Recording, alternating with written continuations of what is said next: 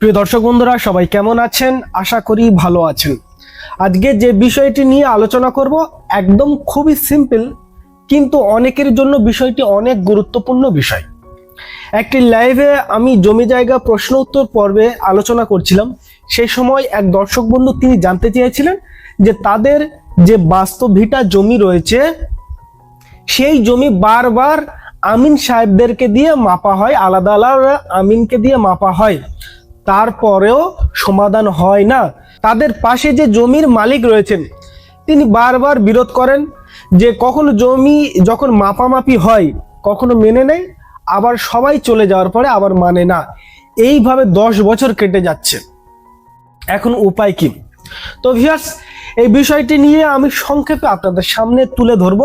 যদি জমি মাপজোকের সময় বিরোধ দেখা যায় তাহলে আপনি কিভাবে এই সমস্যার সমাধান করবেন।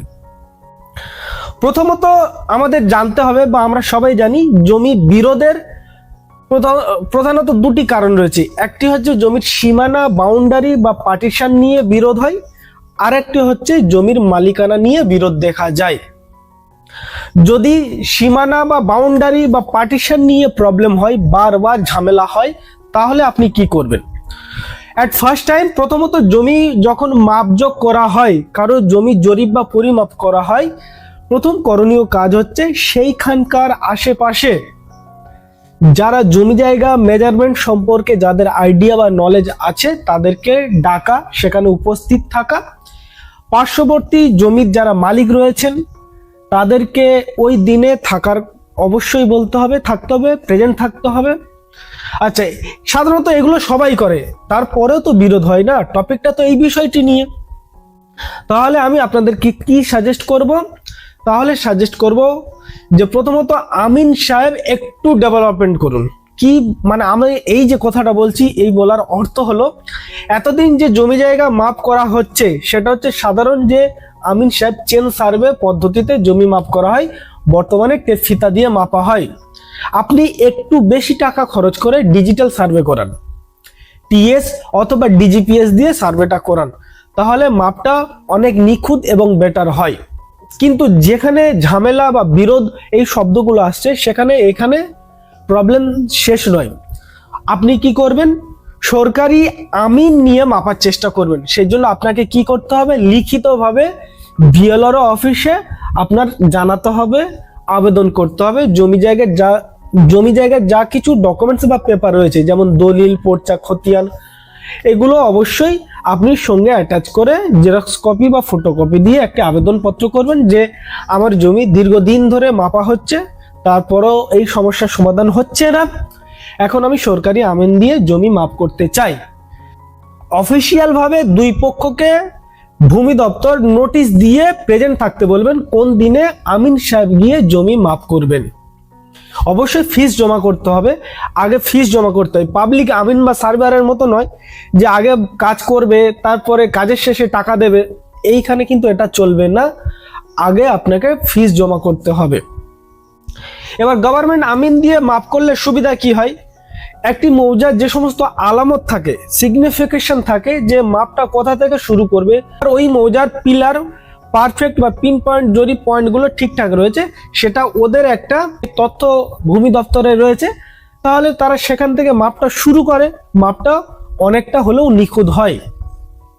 অবশ্যই পাবলিক আমিনও ভালো মাপে, যে পাবলিক আমিন তারা যে খারাপ মাপছে এমনটা নয়। এবার মানুষের একটা স্যাটিসফাইড ব্যাপার হয় না, যে আমি সরকারি আমিন দিয়ে জমি মাপাচ্ছি বা মাপ করছি মানে এটাই পারফেক্ট। বিষয়টা সবার মানসিক মেন্টালিটি এটাই মাথার মধ্যে ঘোরে। তো যাই হোক, যখন আপনি সরকারি আমিন সাহেবকে দিয়ে জমি মাপ করাবেন, তারপরেও যদি সমস্যার সমাধান না হয় সেক্ষেত্রে কি করবেন? সেক্ষেত্রে অবশ্যই উচ্চতর যে আধিকারিক রয়েছেন, সেটা এসডিও বা ডিস্ট্রিক্ট লেভেলের ডিএলআরও অফিস, সেখানেও আপনি লিখিত করে জানাবেন যে দীর্ঘদিন ধরে এই জমির সমস্যা, বারবার আমিনকে দিয়ে মাপা হচ্ছে, সার্ভেয়ারদের দিয়ে বারবার মাপ করা হচ্ছে, এবং অবশেষে শেষ পর্যন্ত সরকারি আমিন বিএলআরও অফিস থেকে মাপ করা হয়েছে, তারপরেও এই সমস্যার সমাধান হচ্ছে না। সেটা ঊর্ধ্বতন কর্তৃপক্ষ, তারা সিদ্ধান্ত নেবেন তারা কি নেবে, পুনরায় জমি মাপ করবেন কি আগে দুই পক্ষকে হিয়ারিং এ ডাকবেন। তো যাই হোক, এটা হচ্ছে জমির সীমানা বা বাউন্ডারি বিষয়। তারপরে যে বিবাদটা প্রবলেম হয় জমি মাপের সময়, সেটা হচ্ছে মালিকানা নিয়ে। যে বিশেষ করে জমির পার্টিশন যখন হয় না, এই সমস্যা বারবার প্রায় জায়গায় দেখা যায়। জমির মালিকানা নিয়ে কেউ বলে আমি বেশি পাচ্ছি, কেউ বলে আমি বেশি পাচ্ছি, কেউ বলে আমি দীর্ঘদিন 25-30 বছর এই জায়গাটা বা এই অংশটুকু দখল করে আছি, তাহলে লিমিটেশন অ্যাক্ট অনুযায়ী আমি তো পাবো। সবাই এখন জানে সবকিছু। সেটা যাই হোক, এক্ষেত্রে আপনার করণীয় কি? এক্ষেত্রে যদি মালিকানা নিয়ে সমস্যার সমাধান হয়, তাহলে আপনার এখানে সেখানে ছুটে আর লাভ নেই। তার জন্য অবশ্যই আইনের দ্বারস্থ হতে হবে, আপনাকে আদালতে যেতে হবে। দেওয়ানি আদালত অর্থাৎ সিভিল কোর্টে গিয়ে আপনাকে জানাতে হবে, আবেদন করতে হবে, অর্থাৎ মামলা করতে হবে ওই পেপারস বা ডকুমেন্টস ঠিক করতে এবং মেজারমেন্ট ঠিক করতে। তাহলে আদালত কি করবে? আদালত একটা কমিশনার নিয়োগ করে বা সার্ভেয়ার নিয়োগ করে আপনার ওই জমির ওপর মেজারমেন্ট করে সার্ভে করে সেই সিদ্ধান্ত নেবেন। তো ভিউয়ার্স, সংক্ষিপ্ত আলোচনা, কিন্তু বিস্তারিত বলতে একটু সময় চলে গেছে। যে জমি মাপযোগের সময় যদি বিরোধ হয় বারবার, সেক্ষেত্রে কি করবেন? প্রথমত আপনি সেক্ষেত্রে কি করবেন? আপনি সরকারি আমিন নিয়োগ করবেন। কিভাবে করবেন? বিএলআরও অফিসে আপনি একটি আবেদনপত্র রাখবেন, সেই আবেদনপত্রের সঙ্গে আপনার যা কিছু ডকুমেন্টস রয়েছে সেগুলো দেখাবেন, আপনার বিস্তারিত বিষয় জানাবেন, সেখানে ফিস জমা করবেন, গভর্নমেন্ট অর্থাৎ ভূমি দপ্তর আমিন বা সার্ভেয়ার পাঠাবেন, উভয় পক্ষকে নোটিশ দিয়ে। তারপরেও যদি সমস্যার সমাধান না হয়, ঊর্ধ্বতন কর্তৃপক্ষ এসডিএলআরও বা ডিএলআরও অফিসে আপনাকে আবেদন করতে হবে, বিষয়টি জানাতে হবে লিখিতভাবে। এটা হচ্ছে মাপযোগের বিষয়। যদি মালিকানা সমস্যার বিষয় হয়, সেক্ষেত্রে অবশ্যই আপনাকে দেওয়ানি আদালতে মামলা করতে হবে। এই হচ্ছে আজকের বিষয়বস্তু। তারপরেও যদি মাপযোগের বিষয় থাকে, বিএলআরও অফিস থেকে হয়তো একটি সার্ভেয়ার পাঠাবেন, একজন আরআইকে পাঠাতে পারেন।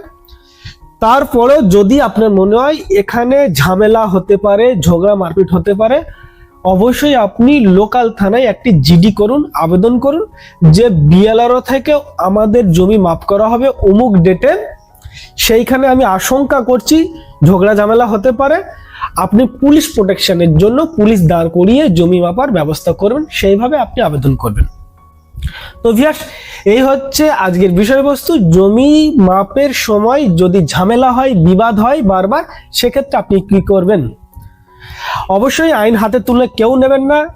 ঝামেলা হলে আপনি আইনের পথ অনুসরণ করুন। অযথা ঝগড়া মারপিট করে কোনো লাভ নেই। দেশের আইন রয়েছে, সংবিধান রয়েছে, ডিপার্টমেন্ট রয়েছে, তাদের সাহায্য নিন। ভিডিওটি সম্পূর্ণ দেখার জন্য আপনাদেরকে অনেক অনেক ধন্যবাদ। সবাই ভালো থাকুন, সুস্থ থাকবেন।